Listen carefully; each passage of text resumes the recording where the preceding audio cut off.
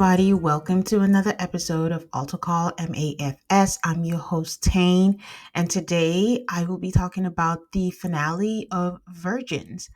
I honestly did not know that it was going to be the finale with the sixth episode, but what is up with TLC in this six episode seasons? This was the same thing with Polyfamily, and that snuck up on me too, where I did not know that was the finale as well. I wonder if these are just shows they had, didn't think too much of it, and are just offloading it and making money anyways. And I wonder if we are going to see a second season of either of them because I don't know, they feel like, should I say appetizers where it's not filling? Like you're whetting my appetite for the main meal and then it's not just quite there. And then it seems like if you notice, I mentioned in the last recap for like episode 5, it's like we sped up things and I don't know. I don't know what's happening. The same thing happened with Polyfamily, but either way, not my business to figure out. We got 6 episodes. This is the finale and just have to go with it. And I'm sorry this is a little late. I honestly didn't realize it was the finale until I was told that it was the finale. So I was going to group it in 2 episodes as well. But I am here now. Just a reminder that if you would like to listen to the podcast ad free or listen to bonus episodes on other shows that I cover, you can check out my Patreon at patreon.com/altocallmafs. Okay, as usual, I'm going to go individually with them, and I'm going to start with my girl, Rasha. So she's still, if you recall, at the Secrets Resort with her friend, and she's just asked the guy that she's been talking to for weeks to come join her. So she's going out with her friend, exploring the grounds, and there are people topless all around, people naked. She says that people can smell the newness of her, and that a couple even asked her to join them at their hotel room, and she declined. And she's like, "I saw a wiener, and it was big." I mean, I've talked about this before, how Rasha is childlike, which is something I know she talks to her therapist, but I think that's something her therapist should delve deeper into. I'm not sure. There's something about that, I think, that needs to be explored because you say you're ready to have sex, you talk about being manhandled, but just talking about you saw a penis and you were saying it like a child and you're whispering and it's like it's big. And she does that a lot in a lot of the sexual conversations that she's having with the producer. Like you might have to be, a big girl and say it boldly if you think you're ready for all of that. So I was wondering how they got permission to film here, and then I realized product placement, they get something out of it anyways. They joined some people at the hot tub, and like I've been saying about this show all season long, you cannot convince me that these are not paid actors. They're absolutely paid actors that are here talking to Rasha. And honestly, quite frankly, it looked very unsanitary just sitting in there, especially if people are naked and who knows what fluids have come out of there. So, yeah. Anyways, she tells us that because the last thing we saw last episode was her texting William, but she tells us that William apparently said yes and he's going to be coming later. And she tells the producer that Big Purr came to play. Big Purr has been coming out to play since the beginning of this episode, and Big Purr ain't seen no action, no nothing. So, all talk, no action. So at this point, because she's talked about him so much, I honestly cannot wait to see what William looks like. I just want to see what this man looks like. She tells us that, they've just been talking and he tells her bedtime stories, and the bedtime stories are of them being together sexually. Whatever. They get to this party once again of paid actors where it's like almost empty, and I swear that whoever was the bartender, I saw him earlier when she was taking a tour of the grounds, but maybe I'm wrong. But William walks in, and I don't think it's what I expected. He's shorter than her. And, she mentioned how she wanted to be manhandled, and she didn't think the guy before, who I think they kind of look alike, didn't think that he could handle her. So I don't know why she thinks William could handle her. But she hugs him and she's doing that thing. She's being really extra and just laughing so loud and being like awkward and shy. And I'm like, these two are not like people who've been talking, but okay, let's go with it. He tells us that he thinks that she's amazing, that the most attractive thing about her is her face and how she carries herself, that he thought it was strange for her to come to this resort, but he also knows that she's trying to find herself and find her place, so he's here to be supportive. She says that he drove 2.5 hours to come see her and it made her feel good, which is good. At the end of the day, that was traumatic for her ex-husband to just really like shut her down, and she's never really got attention from people. And for someone to make that much of a sacrifice to come see her, that's nice. But my cynical mind keeps thinking, yeah, but it's for a TV show. He's agreeing to be filmed. A lot of people want to be famous. So hopefully it's genuine, and hopefully he's not a bad actor too. But there's that. She says that she thinks that he can handle her in the bedroom. She says she was tipsy, but also horny. And she asks him how he feels about kissing. He's like, absolutely. And then she starts laughing again. And I get it. It seems like it's a nervous tick, but it was beginning to annoy me because for every little thing, she's laughing, she's hanging herself on him, she's leaning back and just sighing dramatically. It was a lot. So she says that she sees safety with him and then she kisses him. And from my point of view, it was an awkward kiss. And you could tell like it was her first kiss, I guess. But she, after kissing him, she did that thing again and she leaned back in the chair and she's like, ah, and making all the noises. But she tells us that it was great. It was passionate. I did not see it, but I take her word for it. And she said it was the perfect amount of sloppiness. Okay, Rasha. Either way, she invites him back to her room and she lays on the bed and she's all like, kiss me, William, kiss me, William. But then she can't stop laughing and she's just laughing the whole time. And they kiss and she closes the blinds and she tells the producer that Big Purr was into it, Big Purr was throbbing and all of the things, and that he showed her some things.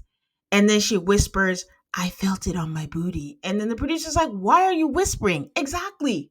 Why are you whispering? You wanted all of these things. Why are you now talking timidly about it? So that was Rasha's story. At the end, I'm going to do a recap of the summary that they told us at the end of it all. But that was all we saw of her on this episode. We move on to Alex, and Alex says in between, since Lauren met his sisters, that they have been on dates and the chemistry is there. But Lauren says that they haven't kissed. So I don't, maybe he means the friendly chemistry is there. So that's great. He says he wanted to plan something big for her. So he asked her to go away for the weekend. He said he did some research, he did some things, and this was what he ended up with. It's like a Coven's place, I think it was called. He takes her to the Poconos and it's a romantic getaway and it's just you haven't even kissed. Why are you going on a romantic getaway when you haven't even kissed? And it wasn't even like they were getting separate rooms. It was going to be the same room, and that was a lot. That was too much. And he picks a place, and to describe the place, every street or every lane is like, it says lovers getaway. It's overdone. It has like a hearts decor, and there's like a heart-shaped pool, and there's like a champagne glass of the hot tub, I think. I was wondering if it was Valentine's Day or if this is just how it is all year round. I have no idea, but it was a lot. It was like he threw up Valentine's Day decor, like pink and red everywhere. So the producer asked her if he will tell her that he's a virgin, and he says he doesn't know. He doesn't know if he's going to do so. I'm surprised that she came. Like, I'm surprised that she agreed to meet his sisters and then agreed to a romantic getaway when you haven't even kissed, but here we are. The hotel room is even surrounded when they go see it. It's surrounded by mirrors. There are mirrors all around them. There's mirrors on top of them. The bed is round. It's like a 70s, I don't want to say 70s porno movie set, but yeah, pretty much. It's not giving, I'm in love with you and I want to make this romantic. It's giving like, we've been talking, I find you sexually attractive and I just want to bang. And it's just, not it. Lauren begins to be uncomfortable. She does tell us that she is uncomfortable and it is not what she expected because this screams over the top romance. I'd replace the word romance with something else. But for lack of a better word, it was tacky. Google failed your boy because Alex said he Googled what a romantic place would be. And I'm like, why even do all of this? Why not just have a romantic day, schedule a massage or all the things? I know he always says that he doesn't know what to do, but Alex, come on. You cannot be that far out of your depth that you don't know. You have sisters. Did you check with your sisters? To the only people you hang out with? Did you say, oh, this would be okay? Or like, we're missing a couple of steps. So Alex says that he's fantasizing about what will happen. And I'm like, what are you fantasizing about? You have not kissed her. Like, where are we going? So he even tells us that he shaved his downstairs.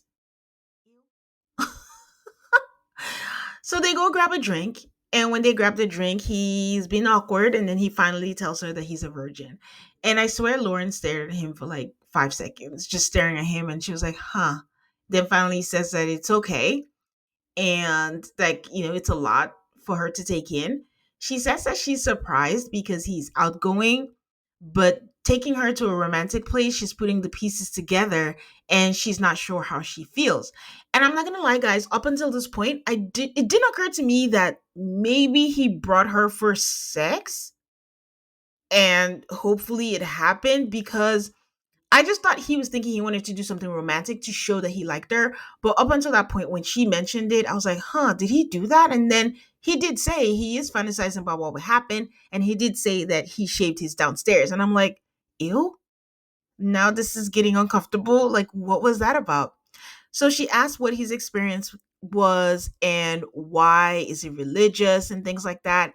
He explains it all, and then she says, okay, his inexperience makes sense, and just like being naive, he thought that this would be the right place to bring her for a weekend. Ultimately, she says that it doesn't matter to her, that we are all different, and it's not a big deal. Lies. But they go to the pool. And he says he doesn't know if he's supposed to say something sexy or not, but he does brush his teeth in case they kiss.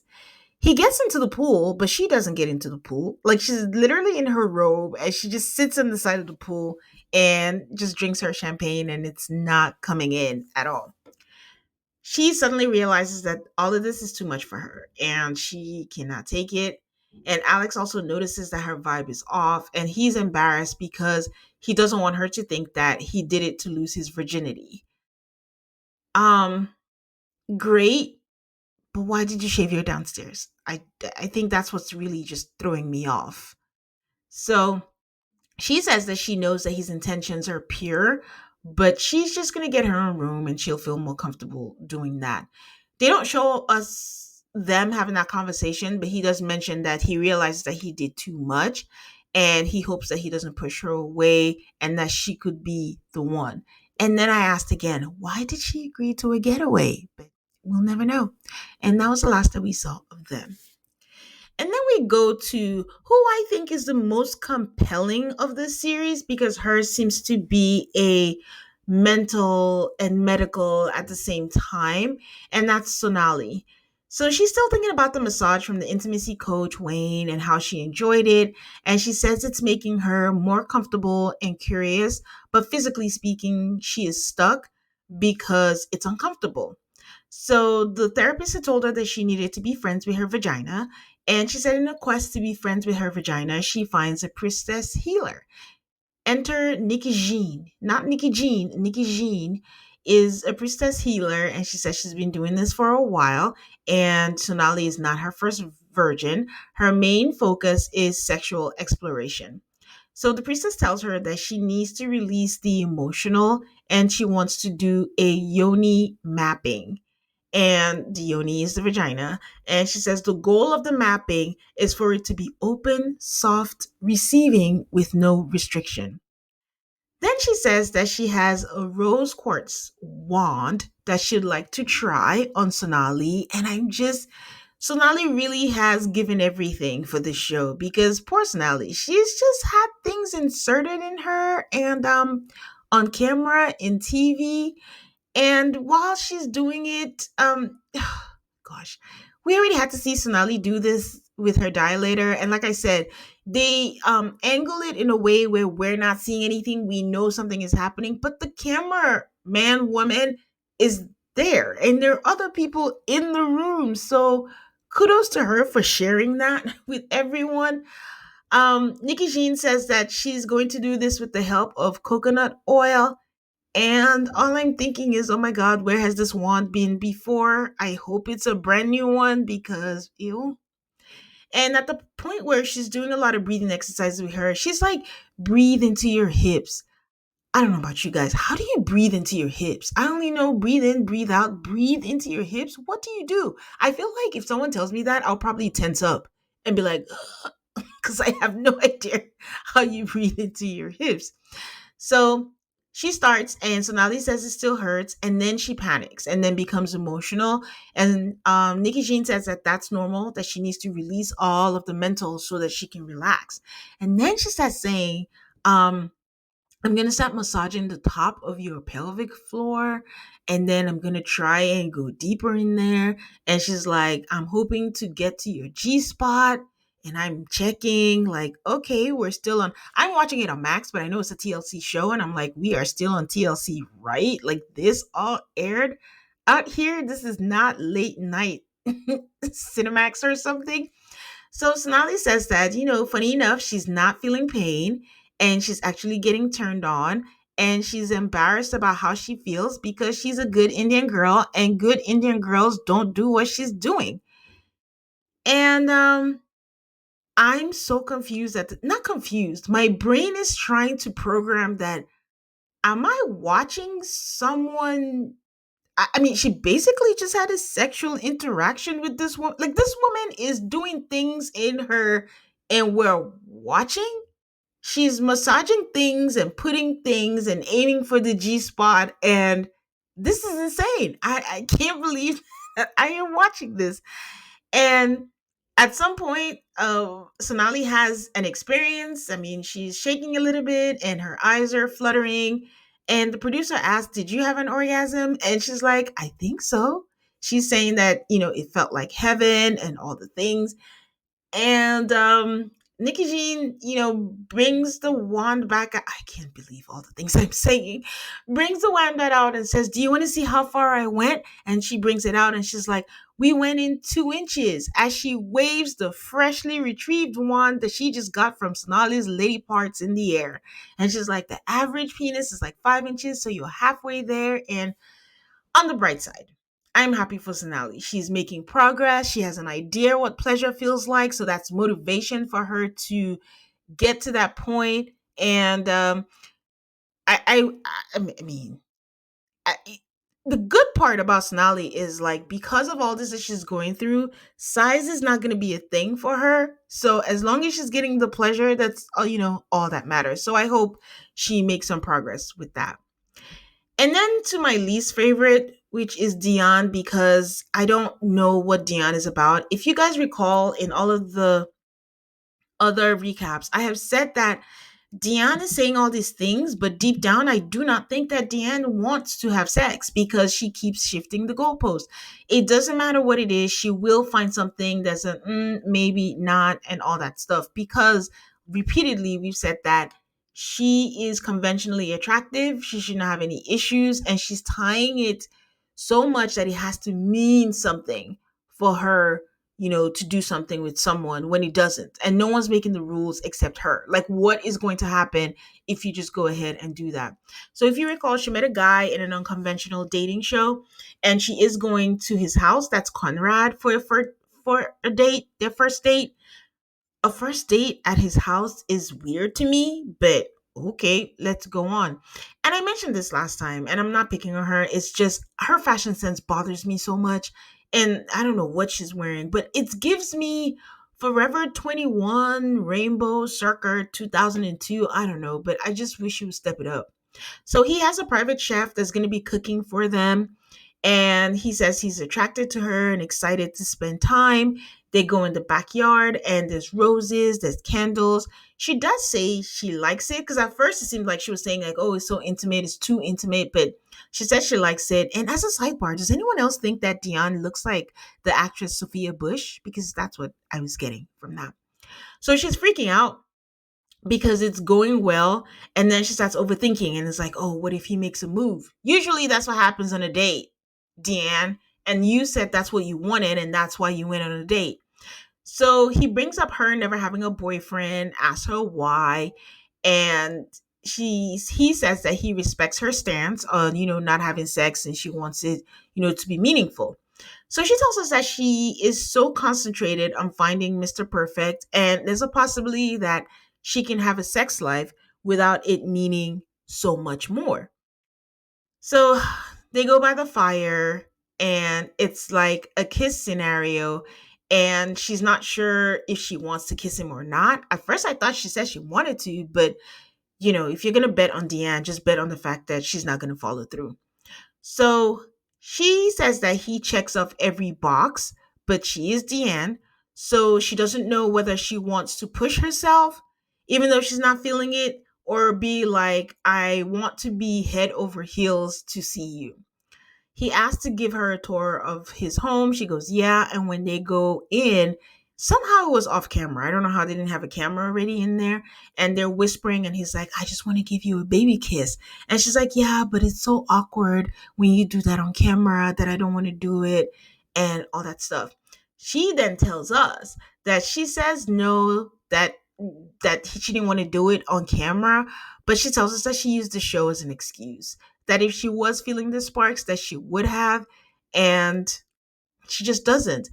I told y'all she just doesn't want to. Like, why can't you just kiss and get it over with? You literally just told us that you just want to try, just have the experience. Like, if you kiss him, like, why must there be sparks? Like, why do you not kiss to just see the spark?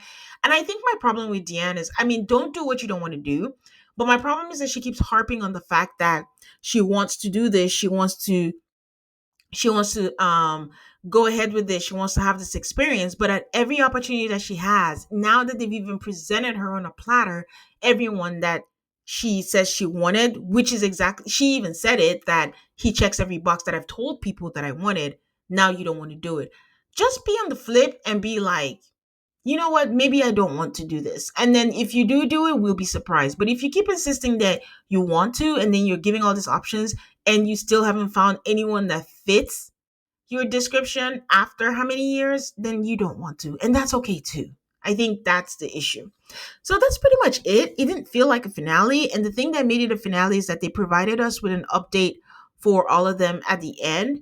And surprise, surprise, Rasha and William have not had sex. So, like I said, Rasha is all talk. And I just feel like a lot of her mental needs to be worked on first in her past, and for her to just get rid of the shtick of putting on a show, of thinking what she thinks sex is, and because she just needs to grow up a little bit more before she gets in there.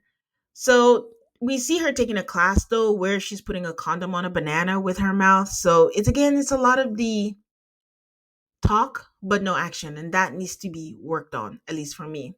Not surprisingly, after that trip, Alex and Lauren split, but he's back on the apps. He's still a virgin. And then we see his sister shaving his back. And I'm like, again, that is another thing that's a problem. Get friends. You hang out too much with your sisters. We see Deanne with the matchmaker still pretending that she wants someone.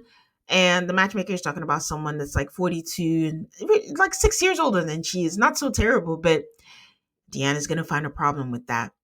And Sonali we see last, and she has a vibrator in her hand, and she's saying that she wants to recreate the feeling that she had. I don't know which one, whether the massage with Wayne or the yoni mapping with Nikki Jean. But we see her go on a date, and the guy also tells her that he was a virgin. He's a virgin too. And then they cheers to that, and that's how he ended. I don't know if that means, or that's the season two and we follow the story, but it would have been nice if one of them had sex, but I guess, if that was possible, they wouldn't have been cast on the show. There's a reason why they were virgins this long. I don't know what to think of the show.